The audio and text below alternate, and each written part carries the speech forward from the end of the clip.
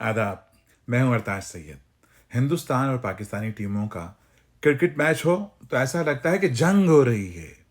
यहाँ कनाडा में भी ऐसा ही माहौल होता है। हम दफ्तर में मौजूद थे, हिंदुस्तान और पाकिस्तानी टीमों का मैच आ रहा था। जतिन भाई मुझे तंग कर रहे थे क्योंकि हिंदुस्तानी टीम जीत रही थी। भाई बहुत अच्छा खेल रहे थे उस दिन। वो दिन शायद उन्हीं का था। कहने लगे, ताज भाई आज तो आप बहुत बुरी तरीके से हारने वाले हैं। मैंने कहा जी जी।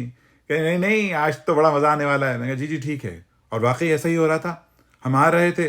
बस फिर क्या था, मैंने अचानक ये नारा लगा दिया, जीतेगा भाई जीतेगा, कोई ना कोई तो जीतेगा।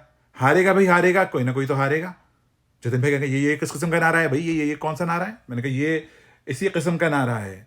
ऐसे मौकों के लिए यही नारा मुनासिब होता है। इससे ये होता है कि इज्जत बच जाती है हारने वाले की। जतिन भाई आप भी याद कर लें, क्योंकि कल ऑस्ट्रेलिया से आपका मैच है, आपके भी बहुत काम आने वाला है ये।